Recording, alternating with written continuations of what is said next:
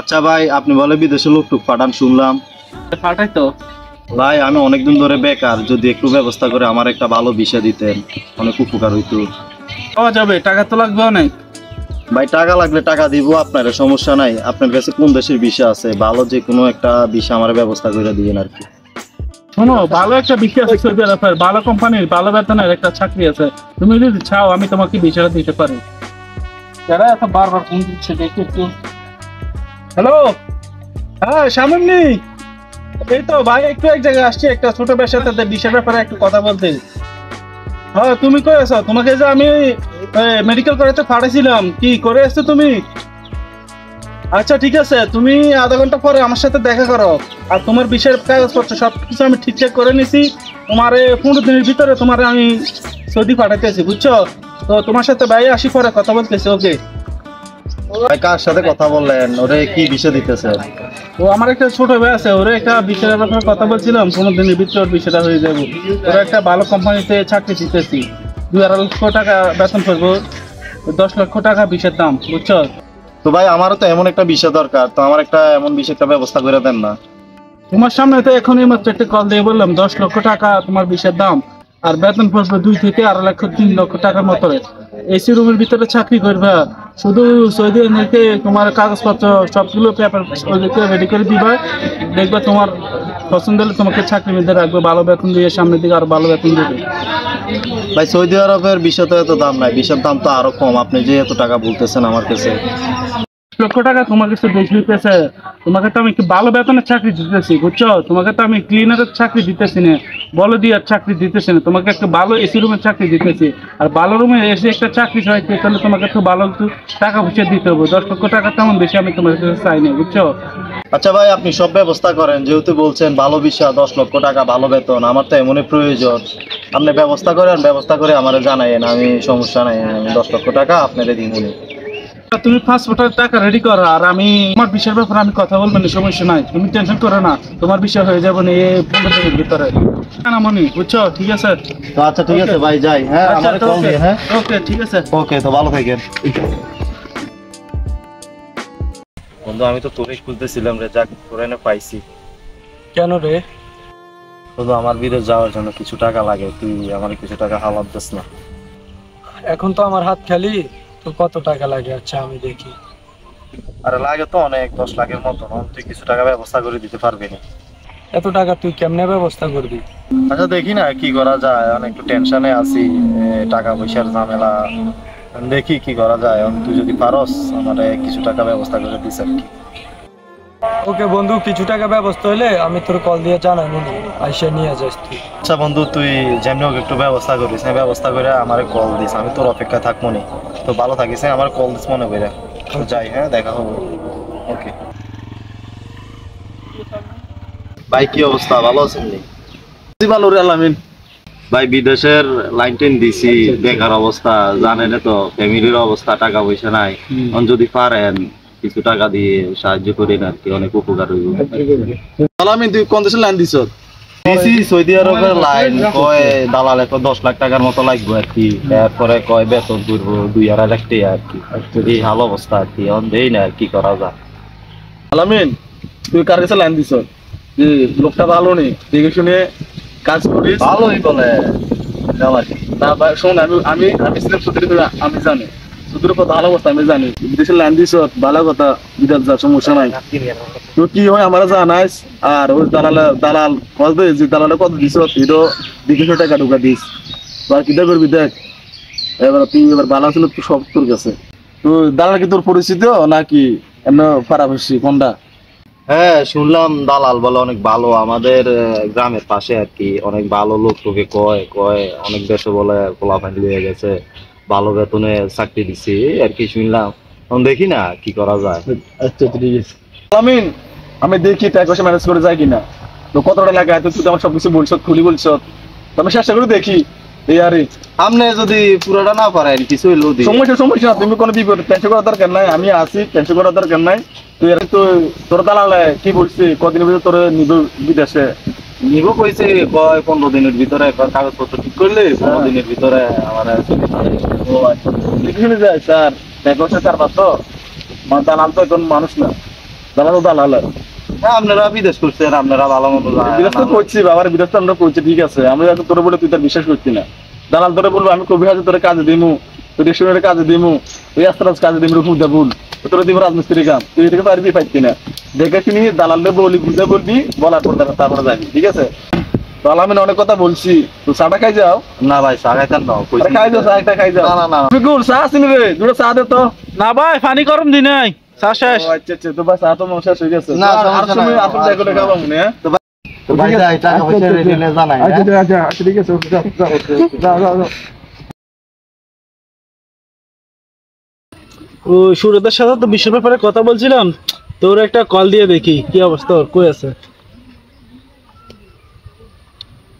Hello সুরত কোথায় আছো তুমি হ্যালো হ্যাঁ আসসালামু আলাইকুম ভাই ওয়ালাইকুম সালাম কি অবস্থা আপনার এই তো আলহামদুলিল্লাহ কই আছো তুমি তোমাকে তো বলছিলাম টাকা পাসপোর্টটা নিয়ে আসতে আমি আছি আপনার এই যে মানে এলাকাতে তো তুমি টাকার পাসপোর্টটা নিয়ে এসো আমি আমার বাড়ির পাশে যে নতুন রাস্তাটা হয়েছে না এখানে বসে আছি তুমি টাকাটা নিয়ে এসো হ্যাঁ আচ্ছা ঠিক আছে ভাই আমি আসতেছি আমার তো বাইক নেই বাইকটা একটু নষ্ট আমি হাইটে আসতে হবো তো আপনি কিছুক্ষণ অপেক্ষা করেন আমি আসতেছি হ্যাঁ আচ্ছা 5 মিনিটের মতো বসে আছি তুমি আসো তাড়াতাড়ি ওকে ভাই আসতেছি ওকে আসসালামু আলাইকুম ওয়ালাইকুম সালাম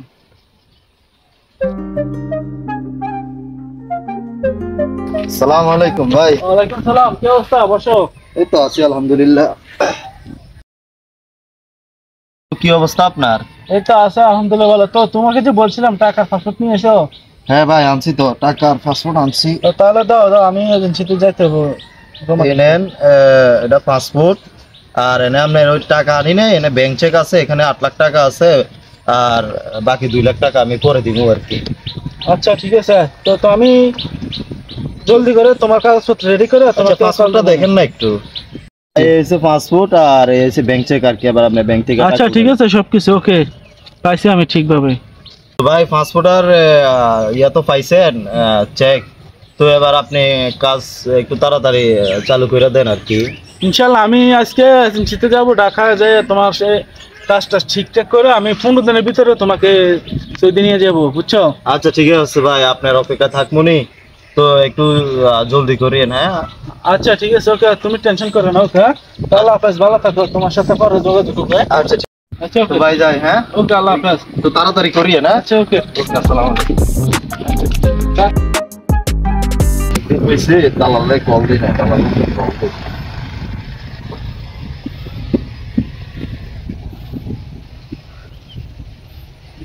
হ্যাঁ হ্যালো আসসালামু আলাইকুম ওয়ালাইকুম সালাম ভাই কেমন আছেন এই তো আলহামদুলিল্লাহ ভালো তোমার কি অবস্থা সুরত এই তো আছে আলহামদুলিল্লাহ ভাই আপনার তো কোনো খোঁজ খবর নাই আপনার বাড়িতে গেলাম ওই দিনকে আপনার বাড়ির তালা মারা আপনারা অনেক কল দিতেছি কলও পাইতেছি না কই আছেন আপনি সুরত আমি তো একটু ঢাকা আসছি তোমার এই কাগজপত্র জমা দেওয়ার জন্য এজেন্সিতে আসছিলাম বুঝছো তো আপনি আমার কলও ধরতেছেন না আমি তো অনেক টেনশনে আছি জানেন না আপনার বাড়িতে এলাকা থেকে অনেকজনের কাছ থেকে টাকা নিছি এখন ওরা অনেক প্যারা দিতেছে বলতেছে কি রে তোরা আজকে এতদিন হয়েছে টাকা দিছি তুই বিদেশ যাবেন কোনো খোঁজ খবর নাই আমার টাকা কি করছো তো অনেক প্যারা দিতেছে এখন আপনি যেভাবে হোক একটু তাড়াতাড়ি ব্যবস্থা করেন আচ্ছা আমি তো তোমার কাজে আসছি আমি যেভাবে সম্ভব হয় তাড়াতাড়ি করার চেষ্টা করবো বুঝছো আচ্ছা ঠিক আছে একটু তাড়াতাড়ি ব্যবস্থা করেন না মানুষের প্যারা তো আর থাকতেছি না বাড়িতে ঠিক আছে তো আচ্ছা ঠিক আছে ভাই আমি আপনার অপেক্ষা থাকবো আপনি আমার কল দিয়েন হ্যাঁ আচ্ছা আমি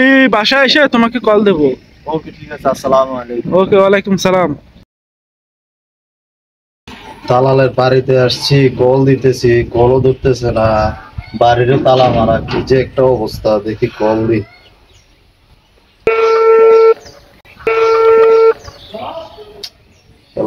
কলও ধরতেছে না আছি একটা টেনশনে বাড়িরও তালা মারা কেউ নাই আপনি যে নম্বরে কল দিয়েছেন নম্বরটি এই মুহূর্তে বন্ধ আছে আর মোবাইলটা বন্ধ করে ফেলা দেখছে আচ্ছা যাই পরে কথা বলবো আসসালামু আলাইকুম ভাই, কি অবস্থা, ভালো আছেন? ওয়ালাইকুম আসসালাম ভাই, আলহামদুলিল্লাহ ভালো। আপনার কি অবস্থা? আছি আলহামদুলিল্লাহ। আপনি কে চিনতে পারলাম না তো ঠিকঠাক ভাবে। ভাই আমি আপনাদের গ্রামের পাশে, আমার বাড়ি আর কি, আইছিলাম আপনাদের এলাকায়। আপনাদের এলাকায় এই যে বিষের ব্যবসা করে রিয়াজ ভাই নামে কারো চিনেন? দালাল রিয়াজ নি? জি ভাই। চিনি তো ভাই, এরে তো রিয়াজ ভাই বললে কেউ চিনতে না, দালাল রিয়াজ করতে হবে। আচ্ছা, আর আমি একটা বিপদে পড়ছি ভাই। ভাই বিপদ হচ্ছেন এটা তো আপনার কইবার প্রথমে আইনি বুঝিলে সেটা আপনি বিপদ হচ্ছেন, বিপদ হরিয়ে আইছেন। রিয়াজ দালালের কাছে, রিয়াজ দালালের খোঁজ কেউ বিপদে না হইলে করে না, ঠিক আছে? তো ভাই আপনি কি সমস্যায় পড়ে আসছেন বলেন, আমি একটু শুনি। তো ভাই কি আর বলবো, সমস্যায় পড়ছি। আপনারা সবকিছু খুলি বলি। ওনার সাথে ওই দিনকে পরিচয় হয়েছি আর কি। তো আমি সৌদি যাবার জন্য কথা বলছিলাম, ওই যে 10 লাখ টাকা আর 2 মাসে 2.5 লাখ টাকা বেতন পড়বো। তো পরে আমি রাজি হয়েছি, উনি যেমনি বলছে। তো পরে আমি ওনারে পাসপোর্ট আর টাকা দিছি। দেওয়ার পরে আজকে অনেক দিন হয়েছে, মানে প্রায় 3-4 মাস হয়ে গেছে। ওনারে কল দিতেছি, কলও পাইতেছি না। বাড়িতে গেছিলাম ওই দিনকে, বাড়িতে তালা মারা। আসি ভাই টেনশনে, টাকাও আমার এলাকার ভাই ব্রাদারের থেকে নিয়েছি হাওলাত। আমাদের ফ্যামিলির অবস্থা খারাপ। এখন টাকা নিবার পরে ওনারা অনেক কিছু বলতেছে, কয় তুই 15 দিনের কথা বলে টাকা নিলি, বিদেশ যাই যাবি। এখন তোর বিদেশের কোনো কিছু নাই, তুই যাইতেছিস না, বাড়ি ঘুরে ফিরে করতেছ, তো বিদেশের কি অবস্থা এই আর কি ভাই। আসি টেনশনে, দালালের কোনো খোঁজ খবর নাই। আসলে ভাই আপনি তো টাকা দিয়ে ফেলছেন, এখন তো আর আইসা কি করবেন? যদি টাকা দেওয়ার আগে আইসা জিজ্ঞেস করতেন, না হয় আপনার একটু উপকার করতাম। আসলে ভাই দালাল রিয়াজ দালাল কোনো ভালো মানুষ না, ঠিক আছে? আমার মতো হাজারো ছেলের থেকে এরকম 10 লাখ 12 লাখ টাকা নিয়ে মনে করেন দেশের বাইরে শহরে বিভিন্ন জায়গায় বাড়িঘর করে। আর যে বাড়ির যে ঠিকানা দিতে আপনারা ভাই, এটা হচ্ছে ওর গ্রামের বাড়ি। ও এনে মনে করেন বছরের 2 দিন আসে না, ঠিক আছে? মানে মন চাইলে আসে, হঠাৎ করে 2 দিন থেকে চলে। আর দ্বিতীয় কথা হয়েছে ভাই, আসলে ও অনেক খারাপ মানুষ, ঠিক আছে? আপনার কাছ থেকে অনেক টাকা নিয়েছে, হাজারো ছেলের থেকে টাকা নিয়ে ও নিজের সম্পদ গুলা গোছাইয়া নিজে বাড়ি ঘর দুয়ার করে লাইছে বাইরে বিভিন্ন জায়গায়, বুঝছেন? আর আমার মনে হয় না যে ভাই আপনি ওর থেকে টাকা উদ্ধার করতে পারবেন, কারণ ও হচ্ছে অনেক খারাপ মানুষ ভাই। অনেক টেনশনে আছি ভাই, কি করার, এতগুলো টাকা, আমার পরিবারের যে অবস্থা, আমার মাথা ধরতেছে না ভাই আপনার মতো না, এরকম অনেক ছেলের জীবন নষ্ট করে দিতে রিয়াজ দালাল। ও অনেক খারাপ মানুষ, ও মানুষের থেকে টাকা নিয়ে চলে আর পাপড় দিয়ে এই মনে করেন এই করবো 2.5 লাখ টাকা বেতন। ওর খপ্পরে পড়লে ভাই আপনার জীবন শেষ। ভিটা মাটি দিয়েছি, মানুষের টাকা দিতে হবে ভাই। জীবন শেষ কি আপনি যেভাবে বলতেছেন? জীবন তো শেষ, খপ্পরে তো পড়ে গেছি, এখন কি করার? দেখেন ভাই কি করতে পারেন, আমি চলে যাই, আমার একটু কাজ আছে ভাই। আচ্ছা ভাই, ঠিক আছে। ওকে ভাই। আরে আমি কি করলাম, ভাইয়ের কথা শুনলাম না। অনেকবার অনেক মনে বলছিল, আমি এত কিছু চিন্তা করি নাই। এই লোকের কথা শুই না, অন্ত টেনশনে পড়ে গেছি। এতগুলা টাকা, আল্লাহ আমি কি করি, ভালো কথা, আমি তো শেষ। বিদেশ পাঠানোর নামে প্রতারণার এমন চক্র ছড়িয়ে আছে দেশ জুড়ে। রিয়াজ দালালের মতো হাজারো দালাল আছে। এদের ফাঁদে পড়ে প্রতিনিয়ত সর্বশান্ত হতে হচ্ছে ভাগ্য বদলের স্বপ্ন দেখা লাখো যুবক ও তাদের পরিবারগুলোকে। এইসব দালালের হাত থেকে দূরে থাকুন। ধন্যবাদ।